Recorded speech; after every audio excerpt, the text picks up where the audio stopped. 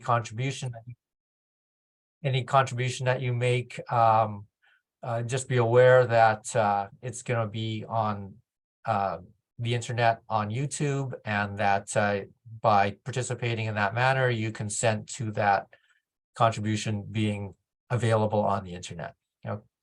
Okay, and so we've got 5 people on here. Eric Ages, who's also a director at CORA, myself, and Adrian Lee, a JM. I'm not sure where you're with. You might want to provide some comments, and then Leo Santos.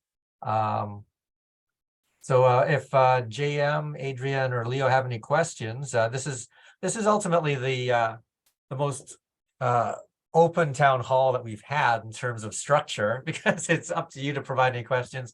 If you don't have any questions, I can go over a few of the elements relating to the grants that CORA can provide to paddling club, its member clubs. Also information regarding the race rules, if you've got any questions regarding the race rules. And then the one that always seems to generate a lot of questions is questions regarding CORA's insurance coverage. So I'll see if you've got any questions. You can either provide them through the chat or the messaging, or you can just unmute yourself and then ask the question yourself. I'd say you pretty much covered. I was like pretty much to see what's new and anything else that's happening. So what you've said, I think pretty much you're kind of answering my questions. Okay. Which club are you with, Leo? I'm actually in the Duke Boat Club in Alberta. Oh, okay, great. Okay. Yeah, so let's see.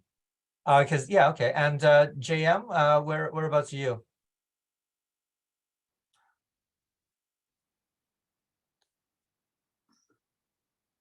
Okay.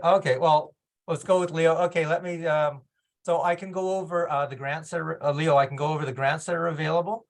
And then the race rules may not be that important to you because there aren't really any CORA races in Alberta. Although for races in the BC interior, sometimes the Alberta, Calgary trailers boats over, and I haven't seen all the Duke crew though, I don't think, come over to Vernon or the interior, but yeah. So, okay, so what I'll do is I'll share my screen, if I should be able to do this. Let's see if I am capable of doing this here. Just while Ron's doing that, Lee, I remember you. You came for a tour of our club. So welcome back. Nice to see you. Oh, hey, Eric, you'll need to enable me to share the screen. Oh, yeah, sure. Okay, hold on a second. Bear with me.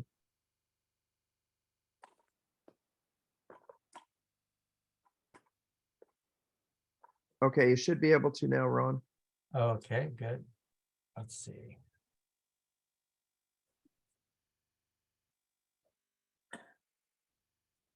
There we go. Okay. Let me just see here. Okay, good. Okay, so this is the CORA homepage, and we try to update news on the general thread on the homepage as frequently as possible. So, for example, the CORA Cup race series starts up in May, and we've put a notice on about that. We've talked about the town hall meeting today, and then we've got older posts. And for each of the races, we tend to put up an announcement regarding when registration opens up, just so that people are aware of that. Under the various headings, here we are. So under who we are, there's sort of a stealth folder that is very important. It's resources, and a lot of the stuff's under resources here. So if you click on resources, it's outrigger resources and so forth. Documents and archives is quite important. If I click on that, you'll see this corporate documents, policy document, CORA policy documents. Then we've got the racing documents here, and that includes the long distance race rules and so forth, and then some other archival ones. If we go back to resources, then Clinics, we haven't actually had many clinics recently. Let's see. And then the other one that's important is grants and race applications. So that's where you can find the application forms for each of the CORA grants that's available. And then the other one is for race applications. That's an application to host a CORA sanctioned event. I'll just go over that one really quickly because it may not be of relevance to a number of people. But this is where you apply to host a race. The ultimate deadline for hosting a race in a calendar year is the April 30th usually. Typically, we like to get race applications in sort of in the fall prior to the CORA AGM, which is typically in November of each year. And in that way that we can schedule the races around any potential conflicts. Okay, and all the information is here that you would enter is here, and that would automatically populate the race schedule, which is under the racing tab of the website. Okay. Ron, let me just add here that if you complete that sanctioned race application form online, as Ron said, I just want to emphasize it though, let's say you add one in for 2024. It will automatically populate 2024 and it will be displayed as pending. So let's say you want to race in July and you apply now for 2024, it will populate and indicate that it's pending, but at least that weekend is held for you in a kind of way. I mean, other people can add that too, but it helps. Like, don't be shy about putting races in, and then it will go through a process at the board level for sanctioning later. But don't be shy, don't hesitate to put races in as soon as you have enough confidence in the date and the details. And like I've just pulled up the race schedule webpage right now. And so if you were to have entered into an application for 2024, I think 2024 would appear up in this area here on the screen. It would. Yes, it would. Yeah. Yeah. Okay. Okay, so just going back. So these are the various grants that are available. The CORA, each year at the CORA AGM, we approve a budget that provides for a specified amount for each one of these grants. And it varies each year depending on how many grants we receive in the previous year. Sometimes we ratchet it down, sometimes we ratchet it up. In the case of the repair, maintenance, and equipment grants, we've what we call a reserved fund. And so each year, whether it's $12,000 or $15,000 or whatnot, we have that money reserved for that grant. And if it's not used up in that year, then it's carried forward to the following year. Along with the race the RME grants, the race maintenance and equipment grants, we also have what's called an open call, and I'll get to that in a sec. So if I pull that up, you'll see the criteria for applying for an RME grant. So there's a couple of restrictions. The repairs are the club-owned boats. So if you're renting or leasing a boat from somebody else, you can't use the grant to repair that. It allows for the repairs to clubhouses, docks, and facilities that are owned or leased by the club, because typically a club would not own a dock. They'd rent it or license it or whatnot from say a municipal authority or the city or a marina. Safety equipment, that's a very common item that people purchase with the RME grant. That's life jackets, safety lights, throw ropes, that type of thing. Maintenance of canoe trailers. Let's see. And then we instituted a policy last year that only CORA member clubs that are in good standing can apply for the RME grant. And that's basically to prevent abuse of it. There's another requirement that the member club that's applying has been a CORA member for 2 years. So that prevents a club from joining CORA in 1 year and immediately applying for the RME grant, which is up to $1,000, and then disappearing. Okay, so let's see. item 2 here, the grant does not apply to the purchase, partially in, or in whole of new or used canoes. So it's just repair and maintenance. It's not for the purchase of canoes. Okay. And likewise, I suppose it doesn't apply to the purchase of trailers either. It's for the maintenance or repair of trailers. You can, however, use it to purchase carts, like the small 2-wheel carts that are used for hauling a canoe down to a boat ramp for launching, that sort of thing. That's covered. Another typical item that's covered in a repair and maintenance equipment grant are skirts or canvases for the canoes. And then the obvious thing is, repairs, fiberglass repairs or carbon fiber or whatnot, depending on the type of boat you have, as well as parts. Any kind of parts would be included as well. Okay, so item 3, the maximum grant's $1,000 per club every second year. You're ineligible for the next year unless there are excess funds, and that's what we call an open call. So in about October of each year, we'll send an email out to each of the contact people we have for the club, or if you've contacted me in the past regarding an RME grant, I'll send an email out to that person as well, in case the contact person for the club goes to a general account that may not be monitored very often. Okay, so Ron, I just want to emphasize the $1,000 cap for every 2 years.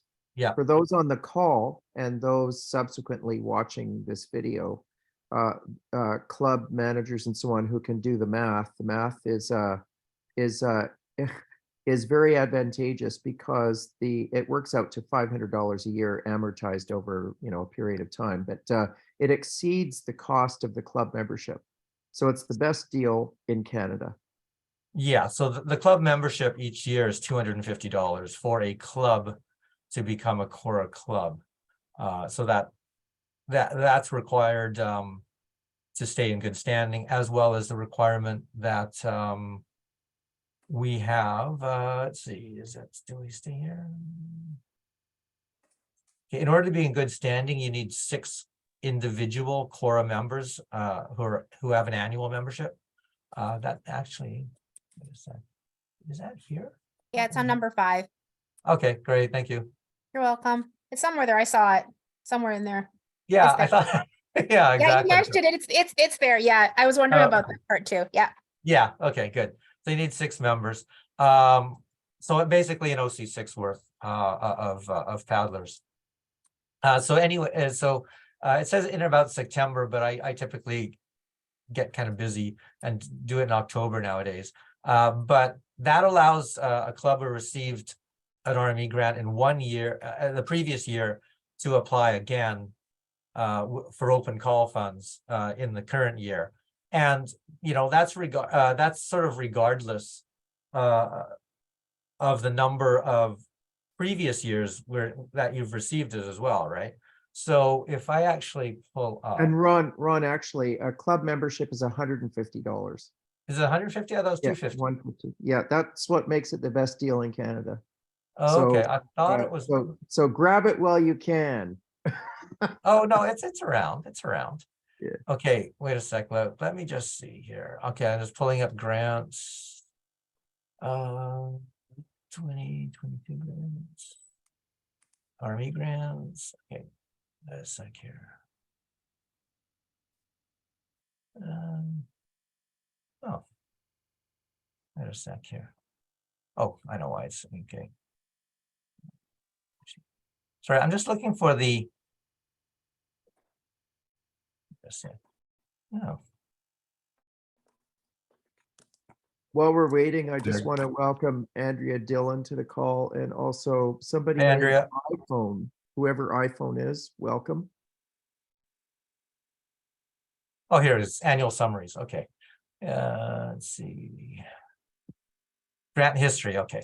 So this grant history will actually show you what clubs have received RME grants in the past number of years. So, for example, this is a little cheat sheet that the board uses each year at the pre-AGM meeting when we review the open call applications. So when we review the open call application, we take a look and see whether a club has received the RME grant in a number of successive years. And if they've received it in, say, 3 years running or something like that, we'll take a look and see if there's another applicant who hasn't received it that many times. But so, for example, here, you can see that Fairway Gorge, Eric's club, has been pretty consistent every second year applying for it. Kelowna received a couple of years in succession there. Latitude 48's got every couple of years. VCKC got a couple of years in a row. And I think, let's see, yeah, Fraser Valley got, a couple of years in succession and a couple of years again. Through the open call process, though. Yeah, that would be, so the second one would be through the open call, right? So it's, so even though we say it's every second year through the open call process, it's not necessarily every second year. So keep your eyes open for an email in about September or October for when the open call process opens up. And it's really only opened up for a week or two. And we do that sort of before the AGM in the fall. Okay, so. But just to echo Ron's, you can be proactive. Again, don't be shy about applying for that grant. Especially haven't applied in a few years. If you have relevant equipment or improvements or anything that matches the criteria, don't hesitate, just apply. And you don't have to apply at a specific time of year. You can apply whenever the expenses are borne, and then you can send them over to Ron for approval. Yeah. And the other thing too is that apply for the entire amount. Apply for $1,000, right? Because you can always find something to buy, like life jackets or extra paddles or safety equipment, lights and throw ropes, that type of thing. Because if you're getting it every second year, you don't want to limit yourself to $500 or $600 or something, because you want to max it out. And typically, if somebody applies for an RME grant for less than the maximum, I'll email them back and saying, well, do you need anything else? And we'll add that to the board approval, because the RME grants have to go to the board for approval. And so it's handy to have everything that you might want to purchase on the resolution that the board approves, and then there won't be any issues if you change your mind and want to do something else, purchase something else in addition, like life jackets or something. So the procedure is pretty basic, pretty simple. It's just filling out the online form. An email automatically gets sent to me, and I'll reply saying that the board will consider that at the next opportunity. If it's close to a board meeting, we'll approve it in person at the board meeting. And if it's not, then we'll approve it by an email circulated to the board. And then typically the receipts are due by October 31st of each year, regardless of when you submit the application. So even if you submit the application in the spring, you've got till the fall to submit your receipts. So that's a long time. So for example, if you propose to purchase a spray skirt for your boat and it takes a long time to come in, you've got a long time. And we're accommodating too. So if the work's not being done until a little bit later in the fall, we can take receipts up to December 31st. And any applications for the open call, we typically set a deadline of December 31st. If it does go into the next year, or if you expect the repairs to be paid for in the following calendar year, then we'd recommend that you wait until the following calendar year, because it's for our current year budget. So anything that's paid for in the following year, it's not really appropriate. And those funds are carried over to the next year anyway, so you can apply again. And it's the funds will be, the funds should be there. Okay, so that's the RME grant. Does anyone have any questions about the RME grant?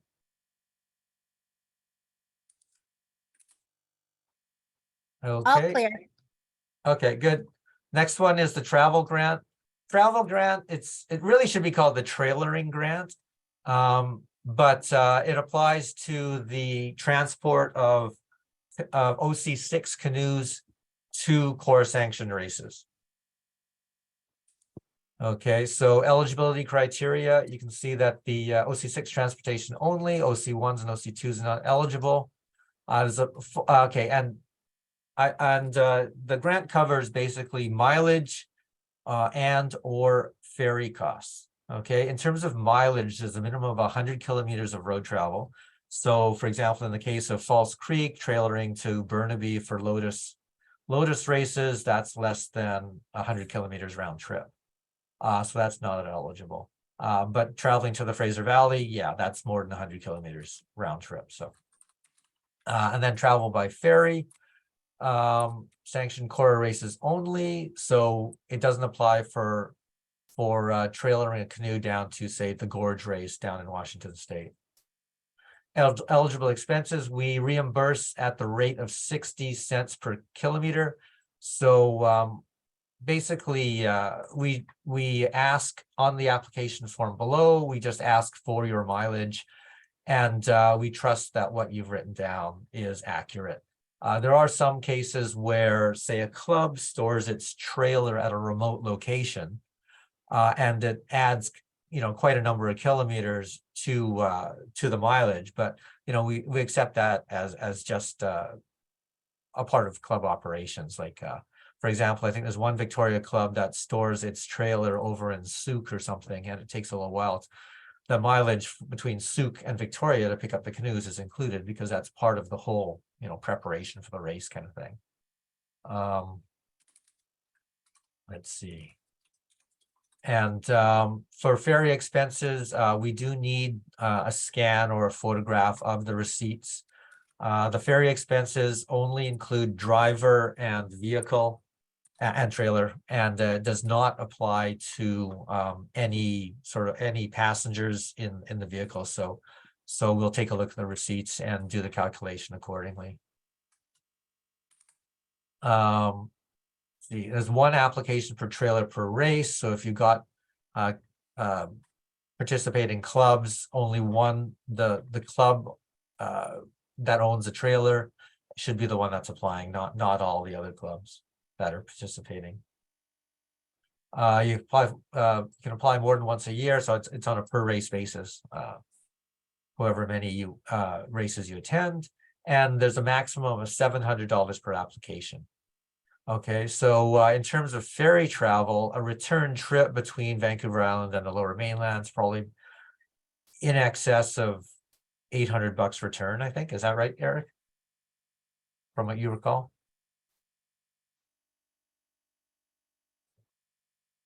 Eric? No? Okay, anyways.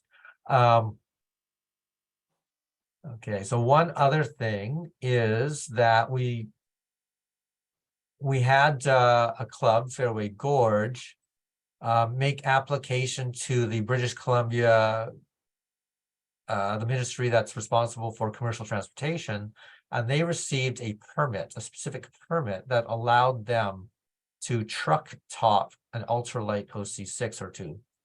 And that is now eligible for the travel grant as well.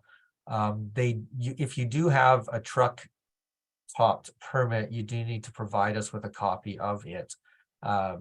You can't just truck top an OC6, an ultralight OC6 onto any old truck.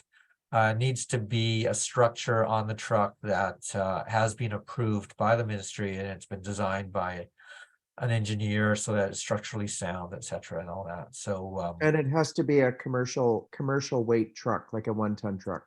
yeah, okay. So yeah, and I guess that would be one of the requirements for receiving the license, right? Or the permit. Yeah, the permit just to, Yeah. yeah, I mean, once you've got the permit, you just have to renew it annually. But Yeah. there are a number of steps to go through to get that. But if you do manage to achieve it, it's convenient and can overall be more cost efficient than a trailer for ultralights only. Like the Yeah. 375, 400 pounds of spec boats on top of a truck, I don't think would pass Yeah. inspection. But I don't That's know. right. Yeah. And yeah, the ferry fare is a lot lower for a truck topped canoe and truck versus a truck and trailer, right? So yeah. Yeah, you save, it's about, well, you see, the difference is about 72 to 76 feet as opposed to 44 feet. Yeah, exactly. Yeah, okay. Okay, so the travel grants on a first come, first served basis. Typically, though, you know, we do monitor, the board does monitor the number of race applications that we receive for various races, and we will increase the budgeted amount at the end of the year, if necessary, to cover off the remaining applications. It's not intended to provide free travel, but we do try to encourage people trailering boats to races. So it's pretty straightforward application form. You should apply no more than 1 month after the race. We do tend to be a little bit flexible, but just for the purposes of keeping track of everything, we'd like to receive the applications on a timely basis. Okay, and actually, I didn't mention this for the RME grant, but we tend to prefer e-transfer of funds nowadays. So any of the grants that we award will be provided by an e-transfer. If absolutely necessary, we can write a check as well, but we prefer e-transfers. Okay, so let's see. Okay, yeah, that's pretty straightforward there, I think.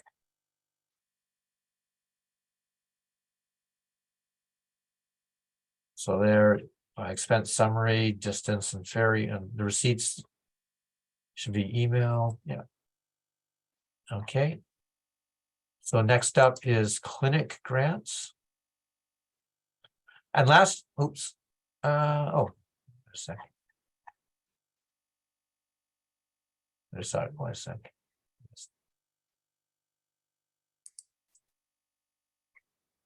I went back too far. Wait a second. Yeah, there we go. Okay, clinic grants. So we didn't actually have any clinic grant applications last year. So, you know, it'd be good if somebody actually hosts one this year. So the clinic grant, it's intended to help clubs host a clinic if they think that they might end up losing money if they were to do so. So the grant is up to $600, and you provide an outline of the clinic at least a month before, I think it is. Wait a minute. Let's see. Procedure at least 1 month prior to the proposed clinic date. So the clinic must be hosted by a CORA member club. Clinic topics must relate to the sport of outrigger or outrigger canoe racing. So it can't be sort of a general fitness type clinic.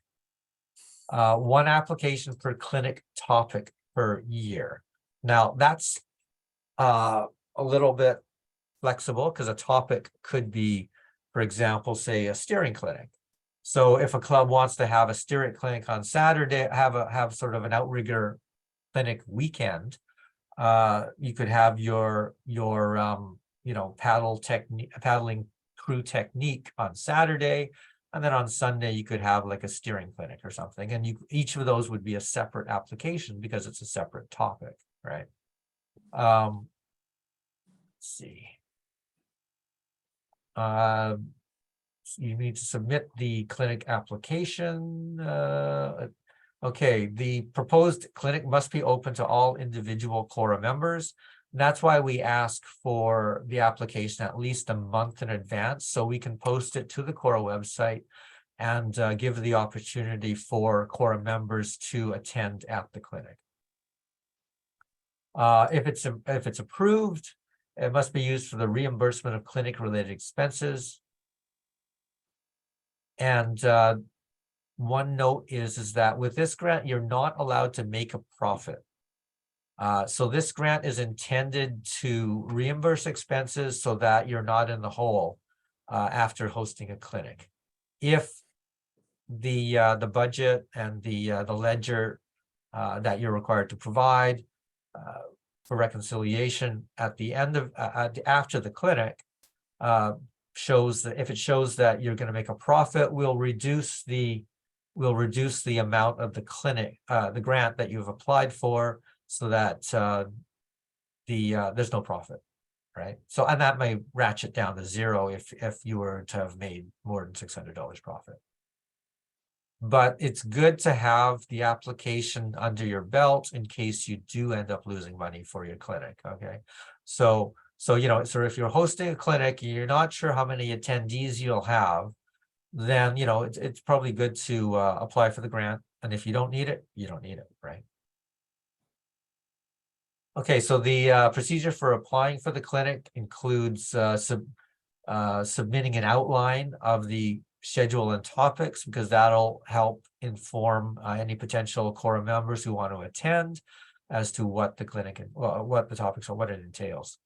Okay, and you would set a proposed fee that would account for the grant or not. So you don't necessarily want to set the fee too low because you don't want to be in the hole if even if you don't have a lot of attendees.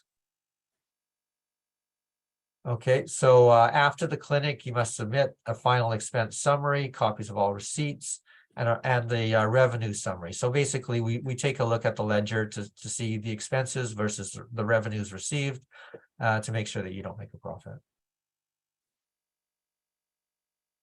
Okay.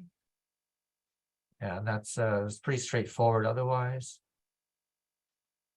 So you can see on the application form clinic dates, clinic schedule and topics, and then the coaches. So with the clinic, the biggest expense that most clubs have when hosting a clinic is the cost to retain a guest coach.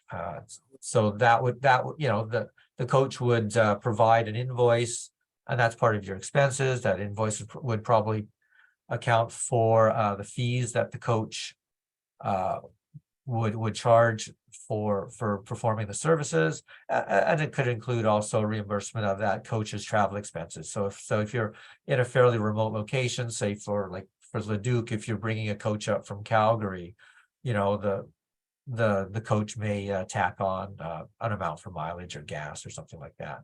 Or even accommodation if they have to stay overnight or something. And that's part of the expenses that the coach would charge to the host club for the clinic. And then so that would be part of your budget. Okay, we've got clinic capacity and then fees with and without the grant. Okay. Okay, and then the coaching education grant's the next one. Now, the coaching education grant is intended to help develop coaches at member clubs. So the amount is up to a maximum of $250 per person per year, with a maximum of 2 grants per club per year. So it can either be the same person receiving 2 grants or 2 separate people receiving 1 grant each. And it's actually the individual that applies for the coaching education grant, not the club. So this is of the various grants that we've just discussed. The RME grant, the applicant is a club. The travel grant, the applicant is the club. The clinic grant, the applicant is a club. In this case, the applicant is the individual who's the coach. And we'll keep a record as to how many grants relating to a particular club we'd receive each year. So the eligibility criteria is that the coach and his or her CORA club must be members in good standing. The applicant must act in a coaching capacity at the club, and you need to provide a letter of support from the club confirming that the coach is a coach at the club and has an intention to continue coaching at the club. Now the applicant must be seeking to take on, that should be one of the following courses. There's a typo though, actually. So it could be an NCCP sport module, NCCP canoe There's another typo there. Canoe kayak sport specific module, or a non-NCCP coaching training course subject to CORA approval on a case-by-case basis. So there was one year that there was an outrigger clinic hosted by Comedy Jane, and everybody that we had a lot of people apply for that, and so you know, we approved all those just because it's specific to outrigger. So that was a really good year for this grant. Let's see.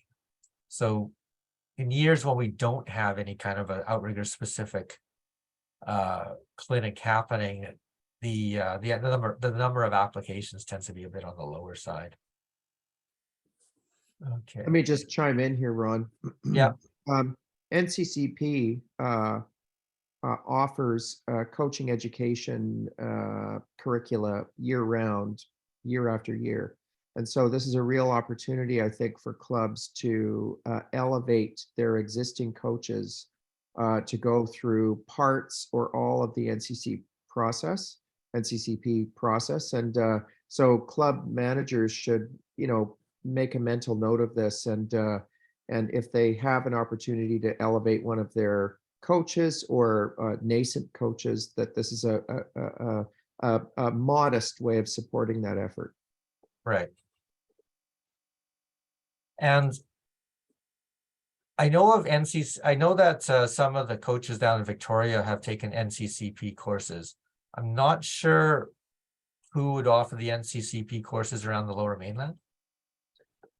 Well, I mean, historically, they've been, they tend to go in sort of cycles. If you just look up, if you go to NCCP's website, you will actually see course curricula offered in different regions across the country in an ongoing way. So you can find them every year. They're available in your region at least. Right. Some. Okay. And so we've got the procedure here, and so you need to provide a club letter of support. It also says your NCCP credentials. And if you haven't taken an NCCP course in the past, well, that's fine. You don't necessarily need to have, you know, have taken them on in the past, because it might be your first one, right? Okay.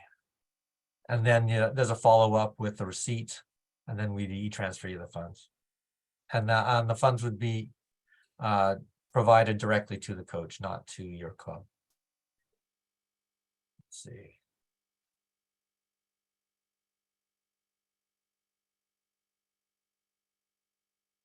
Okay.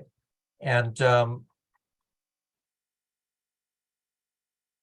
know, if someone's taking a course and you're not sure whether it would qualify, just, you know, submit the application and we'll take a look at it.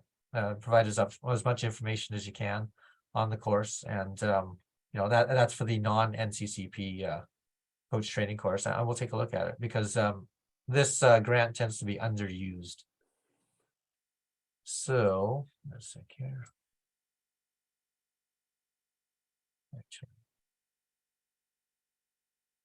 So let's see if I have. If there are any questions so far, feel free to ask them. And some people are asking questions in the chat, and we're responding to the chat questions as they come in. Yeah, so let me just pull up the grant summary from last year. So last year, coaching education grants, the allocation was $3,000, and we didn't use any of it. I think I can't remember what we budgeted for this year, but it might be a little bit lower because it wasn't used last year. But that's still, you know, even at $2,000 at $250 each, that's still 8 grants that are available, right? So, and likewise, last year the clinic grant wasn't. Oh, it was used actually last year. Okay, yeah. We used just about almost a little bit less than half of the budgeted amount. So yeah. Okay. Oh, actually, I may as well show you down here. So travel grants last year, we budgeted $10,000, and it was kind of a light year, I think, coming out of COVID. We only used 5,000 of that. And for the RME grants, we budgeted 15,000. I think that's been pared back to 12,000 for this year. But like I mentioned, there's a carry forward of funds. And so last year we used almost $16,000 for the RME grants. Okay. So in terms of the total grants, various grants, there's national hosting grants as well, and other things.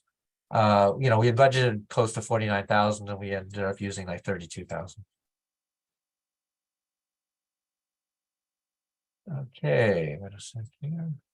The average club, by the way, is eligible one way or another for all of those grants. So those of you on the call or subsequently the recording, be inventive, but they are intended to inspire, you know, innovation and the health of the clubs that we support across Canada. So I mean, don't be shy, use them. Yeah. Especially the clinic grants, you know, you can host a clinic or bring somebody in to coach if you know, especially if you're a small club and you don't have those resources within your own club, right? So Ron, Andrea posted a question in the chat about whether coaching education covers off existing coaches who are upgrading or recertifying for first aid.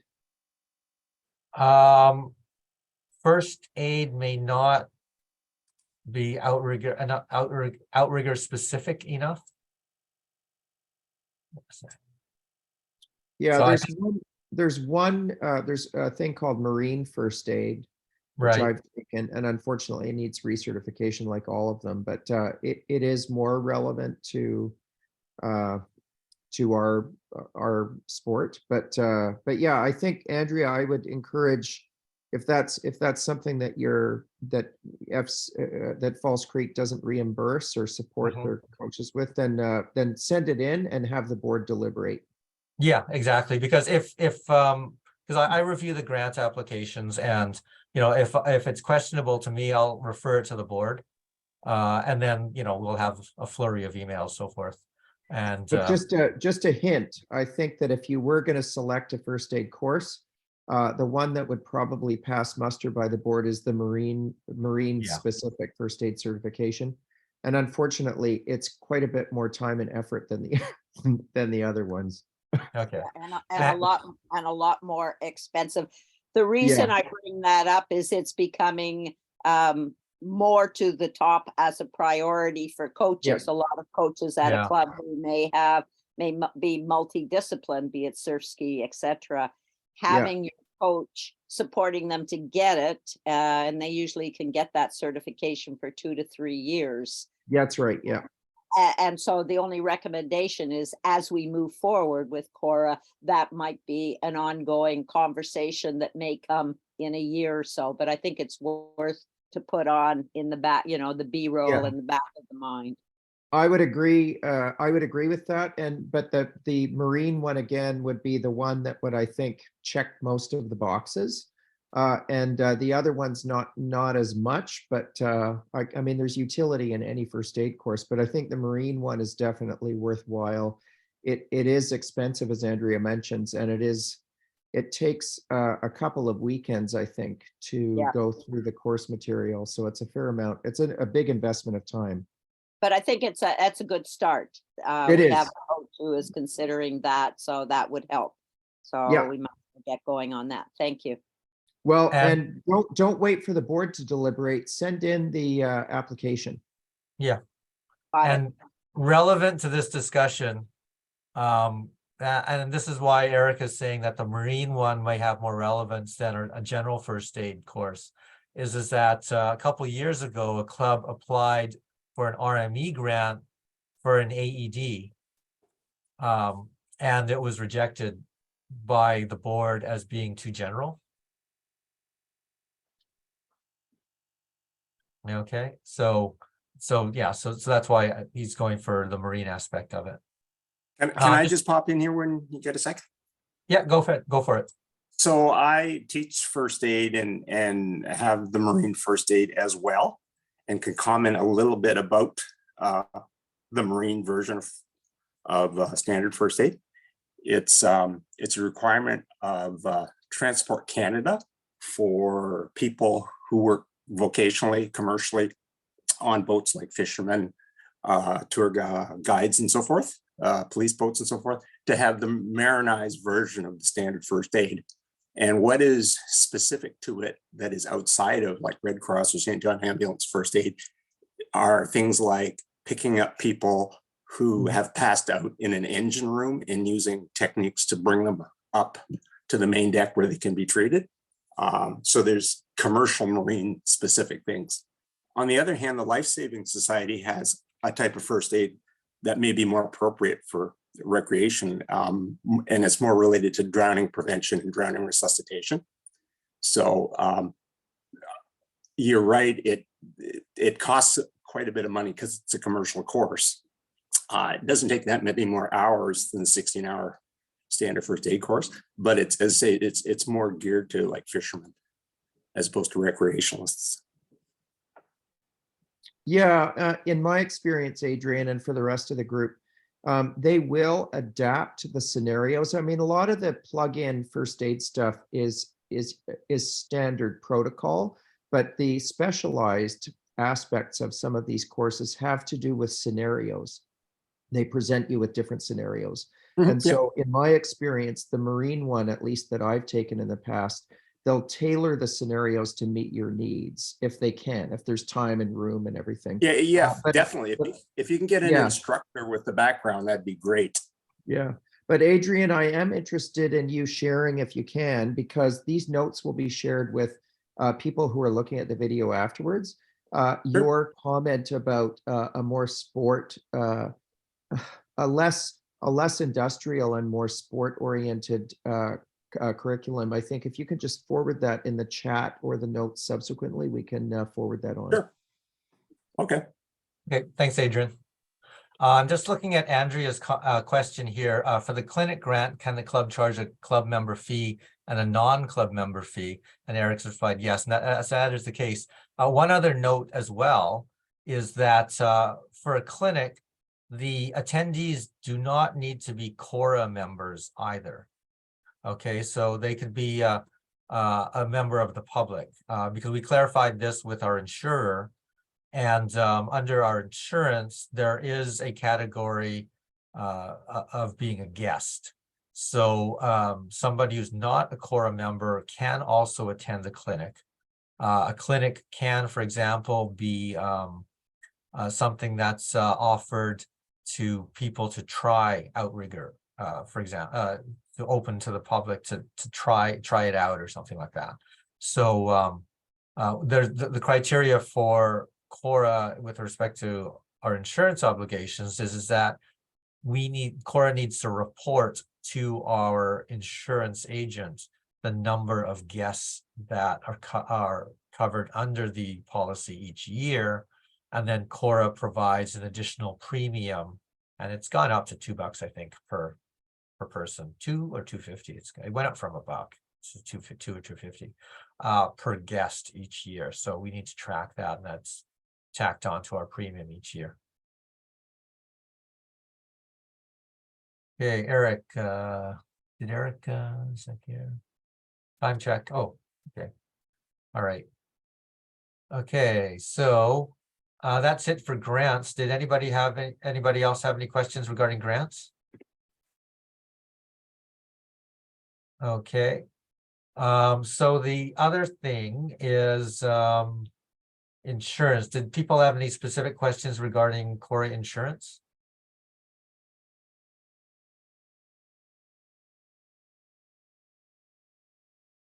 No, Okay, I'll I just think I'm pretty clear on that. You've been very helpful with our club. Thanks, Ron. Okay, one of the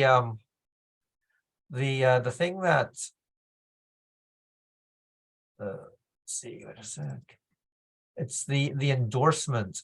Who is the insurance? Sec.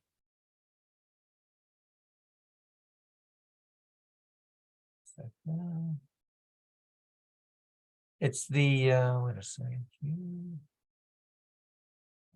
Declarations.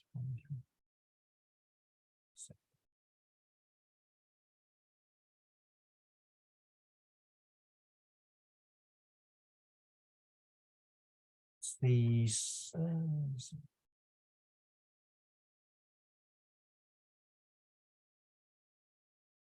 I hope you guys who deal with insurance can appreciate how much Ron's head and my head hurts dealing Yes. with insurance each year. It's just mind-boggling. Let's see what it said.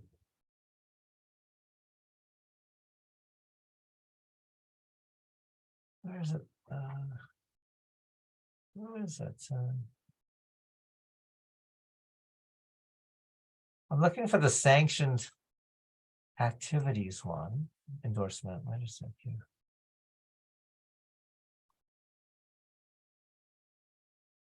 Yeah, different.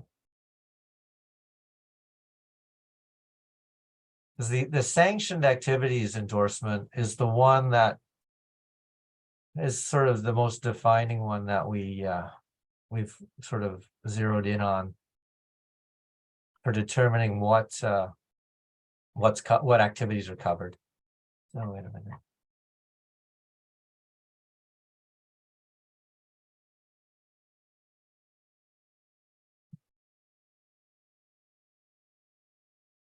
There we go. Sanctioned events limitation. This is the one that limits us the most in terms of the various terms under the policy. So if you take a look at it with and ultimately you can by reading it, you can tell that it's intended to apply to some kind of a tournament of some kind, like the origin would be maybe a softball or a baseball tournament or something, and there's some training and warm up and stuff beforehand. So transferring that over to outrigger and races and day-to-day operations at a club has been kind of difficult. So with respect to the playing or taking part in practicing or training for sports, the policy only applies to liability arising out of sanctioned events. Now, sanctioned events are events, tournaments, or matches, i.e. races, conducted by an authorized event organizer, i.e. a member club or a host club, that have received formal approval by the insured, i.e. the CORA, or an employee authorized by the insured to give such approval. Approval can either be by way of a written procedure manual or a specific agreement in writing. Written procedure manual, the CORA board's procedure is that for the CORA sanctioned races, we approve them at the pre-AGM board meeting each year, and on a case-by-case basis for those race applications we receive throughout the year. In terms of the day-to-day operations at a club, now there are a number of CORA member clubs who do not purchase their own third-party insurance coverage. So the only insurance coverage that they have is CORA insurance. CORA insurance covers third-party liability for personal injury or property damage. So that's damage or injury to other people. Third parties are people who are not the insured. So CORA insurance doesn't cover injury to yourself when you're participating in the sport, or it doesn't cover property damage to your own canoes or facilities or other equipment while you're participating in a sport. It's only to say, the classic example would be if you're paddling a canoe and you run over a swimmer that is swimming out in the bay or your lake where you're practicing. The other example would be if you hit another boat while you're out racing or practicing. Now for CORA's for the day-to-day operations of a club, in the annual club renewal form that each member club fills out when they renew their $150 or $150 annual membership, that we've tailored that form to have specific questions relating to the club's day-to-day activities. So it's not really specific, like we don't ask for dates of, say, internal club races or dates of practices or times of practices, that kind of stuff. That's too much of a micromanagement type aspect. So what we do is we ask for generally, like, where your practices are going to be. Does it entail what type of activities you have? So you'll have, say, OC6 practices, OC1 practices in local waters nearby to your club, or at remote locations. Sometimes the club may have a program or organized program where they'll have people transport boats to remote location for specific training of some kind, like, say, a downwind run or something like that. And then the club may also host clinics. So in the description of activities and your membership renewal, we ask for those types of things. So it's fairly important to provide us with that information, so that once we accept that application form, then we're sort of deemed to have authorized, and that's the approval that is referenced here. So we approve of those activities. So that's another important reason why you need to renew your annual membership. Because if you don't renew your annual club membership, if you don't renew that, then we haven't got you, there's the possibility that your activities aren't covered by insurance. So that's the type of thing that, there's always a fuzzy area there in terms of insurance coverage. So we try to get as much coverage as we can. So the other thing is that for those clubs that do not have a third-party insurance, in order to be properly covered, every member of that club needs to be an annual CORA member. So it's the equivalent of what's typically called a full member club. So if you've got 30, if you're a small club, you've got 10 or 20 members, all 10 or all 20 of those club members need to be CORA members, annual CORA members, in order to provide the best coverage for your club. Unless, again, if you're separately insured, Yeah, then all of your outrigger paddlers who participate in sanctioned events have to be CORA members. right. But, that requires separate insurance. But if you're exclusively insured through CORA, then yes, absolutely, every single person has to be an annual CORA member. Yeah, so the example that Eric's giving is that larger clubs like Fairway Gorge or False Creek or Fort Langley, particularly if they're multidisciplinary clubs, like each one of those are, typically take out their own insurance policy with an insurer that covers the club generally, and then outrigger paddlers are just one part of the club's overall activities. And since the club has its own insurance, the only paddlers at those clubs who need to purchase the CORA membership are those who are actively racing in the CORA sanctioned races, or participating in other CORA initiated events like IVF time trials or IVF coaching clinics, that sort of thing. Right? You think that's accurate, right, Eric? Yep, and in Okay. dealing with the same broker, I mean, this is a fairly high level of detail, but in dealing with the same broker that CORA has, if a larger club like False Creek or Fort Langley or so on can demonstrate that their outrigger paddlers are all covered under CORA, that can actually be advantageous to a club that's taking out general liability, because you can negotiate a slight reduction in your liability costs because CORA bears some of that. But you have to be prepared to negotiate that fairly firmly. Okay, one other thing I just remembered too, sanctioned events. So we've got the CORA sanctioned races, the race calendar, but if you've got a crew at your club that's doing an international away race, if the host governing organization of that race accepts insurance from a foreign insurer, then CORA can provide a request a race insurance certificate that would cover your crew at that race. So the classic examples are, I know that SCORA, Southern California Outrigger Racing Association, accepts insurance certificate from CORA's insurer, Markel or BFL Canada.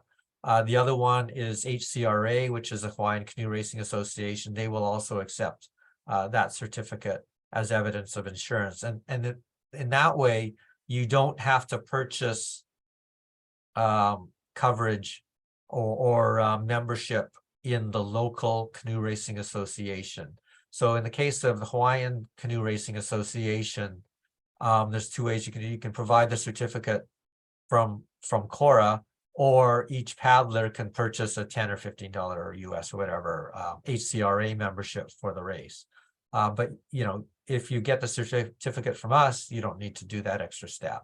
And the way that you would do that is you would provide a list of the names of the paddlers participating in the race, so we can confirm that each of those paddlers is a CORA member, an annual CORA member, and then provide the details of the race. And then we would then submit that to BFL Canada, and then we would obtain a race certificate from BFL Canada. So let me see if I can pull up one from last year when False Creek attended Nepali. Let's see.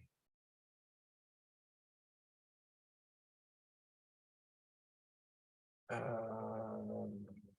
see. Here it is here. Okay, so here's an example of that certificate. So it's addressed to the Kauai Outrigger Association and the Hawaiian Canoe Racing Association. This is when a bunch of crews from Falls Creek Racing Canoe Club participated in the Nepali Challenge on the island of Kauai. Okay, and name of insured is Canadian Outrigger Racing Association, evidence of insurance, details, name of the race, Nepali Challenge Outrigger Canoe Race, date was August 13th, 2022, and a description of the race, Hanalei to Waimea, Kauai. And it provides, the details of the insurance coverage. And if you look at the additional information here, if you, let's see, can I increase that? Okay, so additional information. It's understood that Kauai Outrigger Association and Hawaiian Canoe Racing Association is added or are added as additional insureds with regards to the commercial general liability policy. Okay, so that gives assurances to the Kauai Outrigger Association and HCRA that the crew is covered for third-party liability insurance. Okay, so that's another benefit of the CORA insurance. So typically, we're able to obtain those certificates for SCORA races and races in Hawaii. PNW Orca isn't covered in that. Although yesterday's PNW Orca Winter Series race, a lot of PNW Orca paddlers were asking if their coverage applied here and so forth, and it doesn't, as far to my knowledge. Yeah. So and likewise, I don't think PNW Orca accepts our insurance through BFL Canada and Markel for their races either. Okay. Any other questions in the chat? No, I don't think so. Okay. Okay, so the other item that we were thinking about discussing would be race rules. So in the resources and documents and archives. So we changed the race rules in 2021 during COVID. So some people may not be aware of the various changes we made. I'll pull up the black line version, which shows the changes from the previous years or the previous version. Okay, so we've got a general note here that describes the changes that we made in 2021. So what we did was we changed the age divisions between small boats and big boats. Well, we introduced a definition of small boats and big boats just because small boats now includes OC1s, OC2s, OC3s, which are only a couple and not really raced anyways, and OC4s. And that's in case that somebody with an OC3 or OC4 wants to participate in a small boats race, and that's whether that's allowed or not, it's up to the race director of a particular race, but you know, you're allowed to do it if you want to. Big boats are OC6s and V12s. Okay, so for the small boats races, adults must now race their age. So you can no longer race down. So if you're 61 years old, you can no longer race in the Masters 50 category or the Masters 40 category. You have to race in the Masters 60 category. For the big boats races, the old rules still apply. You can race down. And that's largely because like a crew may be made up of a number of people of varying ages running from open to 60s, and you don't want to force you know, have an ineligibility because you've got a number of ages in a crew. We've amended the KEKI and junior age divisions to conform with IVF age ranges. So KEKI is under 16 and under, and juniors 19 and under. And for the unlimited crews, we've expanded it to all age divisions. Previously, we only had open and masters being anybody over 40 for unlimited OC6s. Now we've run the gamut of age divisions. So you can take a look at these changes at your leisure. So let's see, the general classes, the age divisions are KEKI, junior, novice, open, Masters 40, Masters 50, Masters 60, and 70.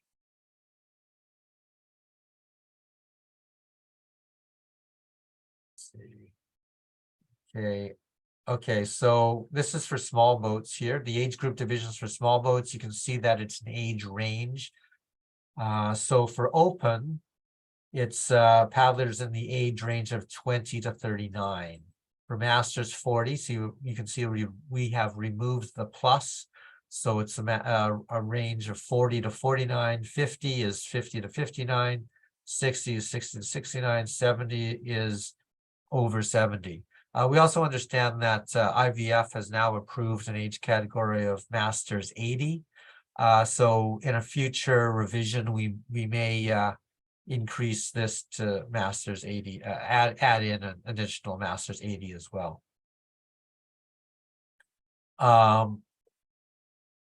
Novice is pretty much the same as in previous iterations. Less than 2 years of racing experience, but we've added in a specification that it's in the type of boat class. So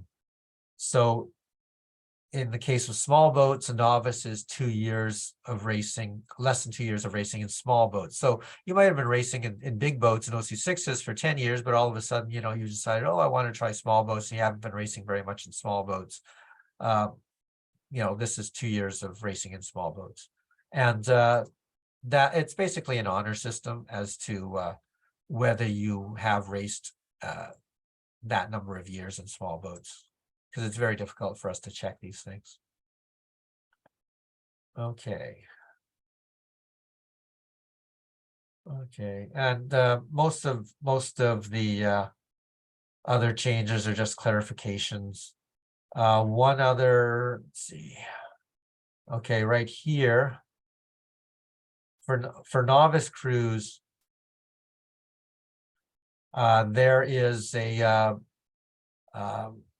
rule that you can have one experienced paddler in the canoe in seats 5 or 6 for the purposes of safety. And that also applies for the junior crews, actually, come to think of it. So for Keki, junior, and novice crews, you can have a paddler in the crew for the purposes of safety, where that paddler is not a Keki, a junior, or a novice. That person has to be in seats 5 or 6. And it's regardless of whether such crew member complies with the male-female requirements of the registered division. So for example, that person could be a coach or an experienced steer. So if you've got a women's crew that's novice, the extra person can be a male in seat 5 or 6, mostly because if that's the only person that's available. So if you've got a junior program and it's a male junior crew, but the coach for the program is a woman, then that person can drop in on the crew without disrupting the age division that they're in. The one requirement though is that you need to notify the race director in advance, just so, and that's mostly so that the race director has a heads up, so that so that if they see a woman in a men's boat or a man in a woman's boat, then they know what's going on. Okay, and actually,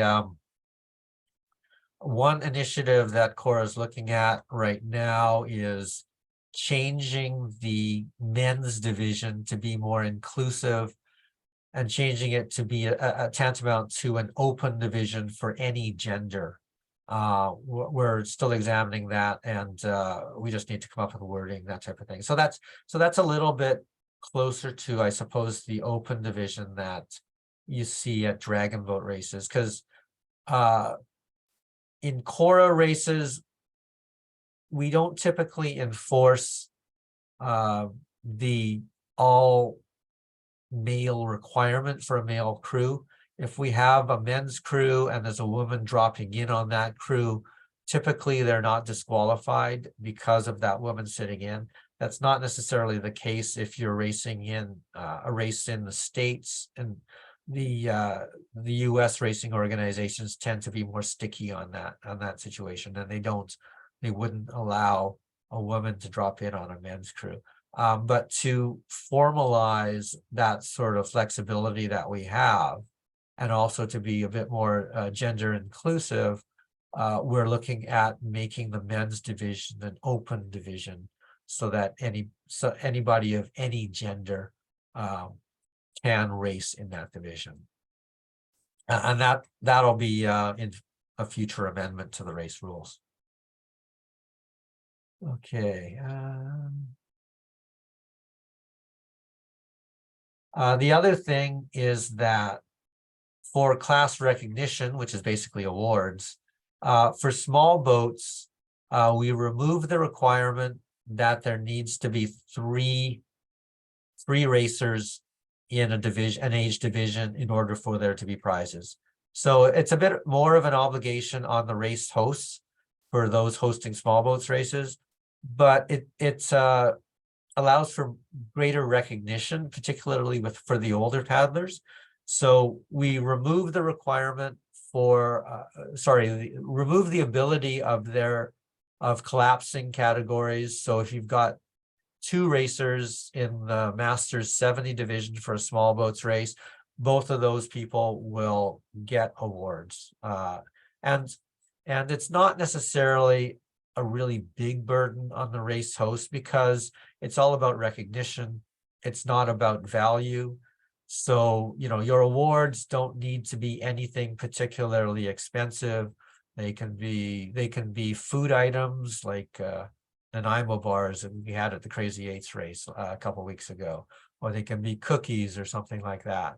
or they can be stickers. They don't need to be medals. They don't need to be something expensive.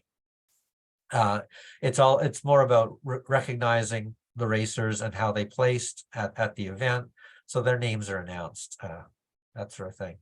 For OC6s or the big boats, yeah, you can still collapse, and you do need 3 entries in order to form an official category. However, we do encourage for big boats, race horse shall be conferred in each of. Okay, yeah, we encourage for Keki, junior, and novice classes that race hosts do provide awards regardless of whether you've got 3 entries in that division, because it's a bit disheartening for a Keki junior or a novice powder to race their hearts out in a race. There's only 2 entries, and then they don't get an award, after winning the race or doing well. It's just helping to foster the sport, and that's ultimately what CORA's objectives are all about, right?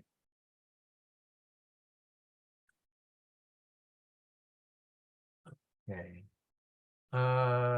Turn rule. I think people are familiar with the turn rule. There's diagrams there if you're not. And that pretty much covers what the changes were about. Yeah. For the race rules. Okay. Let's see. We're coming up towards the end of the hour and a half. Any other questions generally? Let's see. Yeah, I have one. I'm just looking at the costs and how they build, and I really acknowledge CORA for their efforts in supporting through the repairs and the coaching. I'm finding that some of the to join or whatever is very affordable, maybe too affordable. And I'm worried about the sustainability of this board of directors who are putting in so much time. That's yeah. In terms of the fees, we have a lot. CORA has a lot of money, and we're actually having difficulty spending it.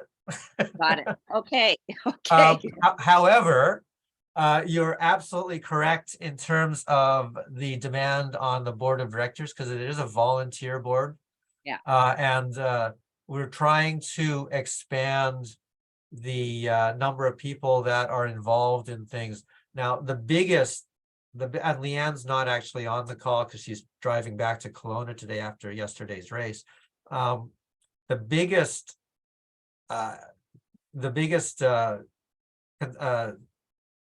draw on the resources has been the recent change in IVF world races from being a sprint race every 2 years to being a sprint race every 2 years plus a distance race every alternate second year.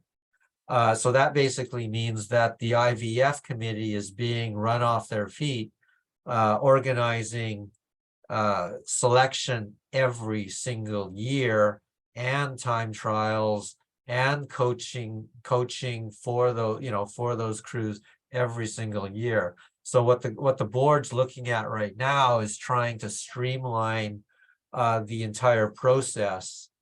That'll apply year to year for both sprint world championships and distance world championships, and get it into some kind of more of a routine. The past events, I guess the past 4 years, well, a couple were canceled, but it's taken a lot of time and effort to get those things organized, and they've sort of they're getting burnt out basically. So we're trying to figure out what we can do to bring more people in to assist with that and streamline the whole process so that the board members aren't getting burnt out. Right, and that also speaks in bringing up coaches, which you're certainly supporting through financially, and that's a whole different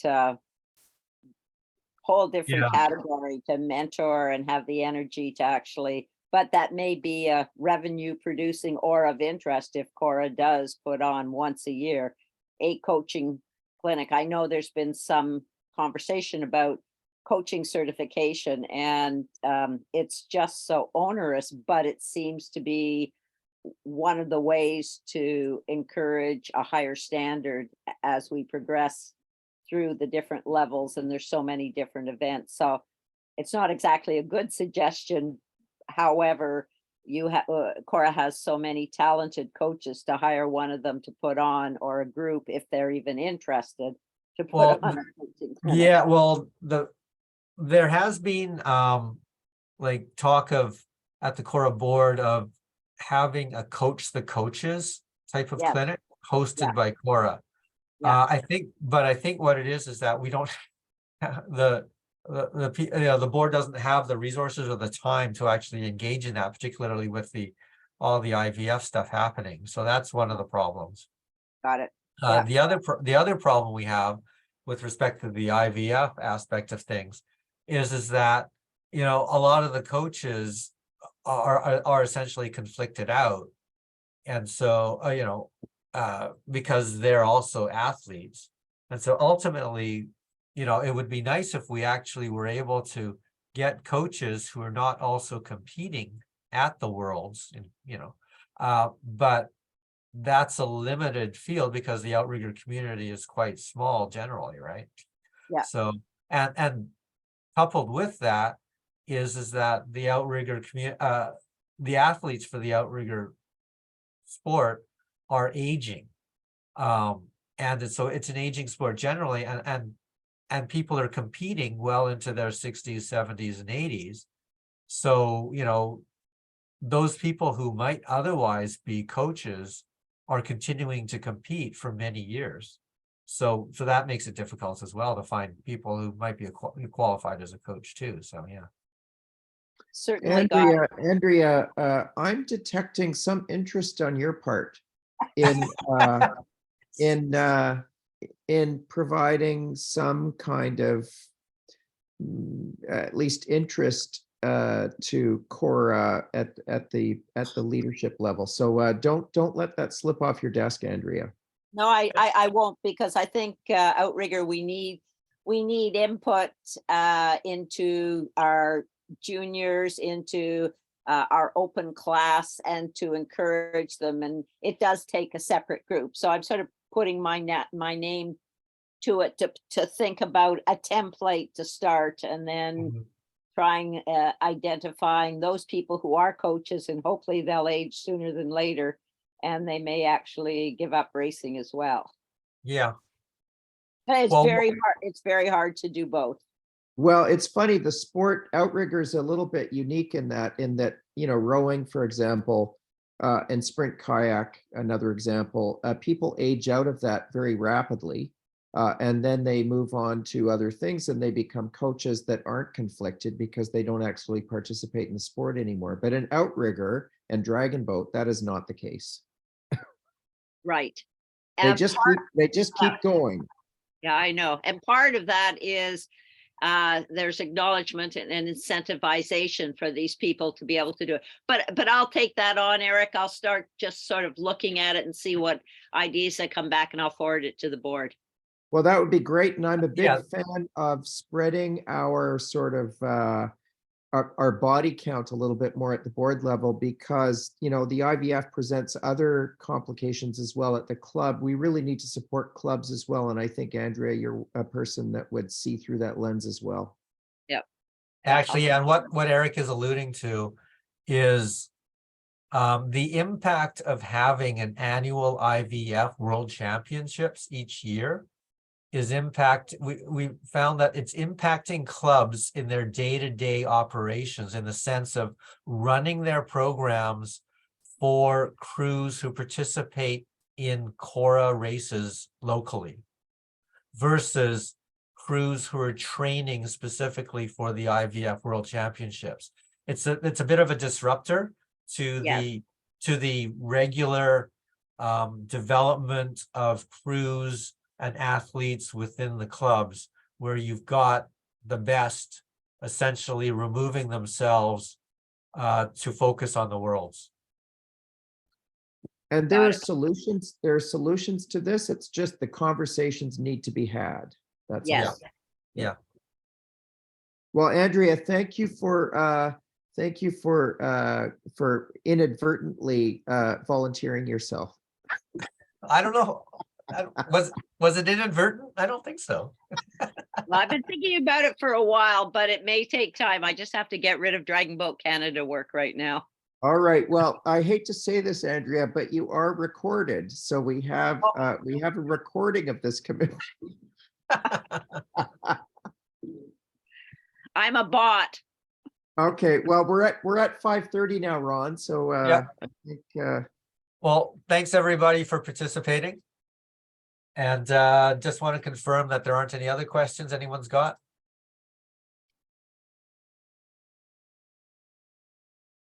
Okay, that's good. All right, well, thanks everybody. Hopefully we'll have another session sometime in the future, maybe next month, hopefully. But it's always difficult to get people when it's getting into race season, so. Yeah. See you in September, probably. Yeah, well, we had originally hoped to have had town hall meetings January, February, March, but time ran away from us so quickly. It was ridiculous. Thank you very much. thanks Okay. everybody. Have a Thanks, good everybody. evening. Okay, See ya. bye.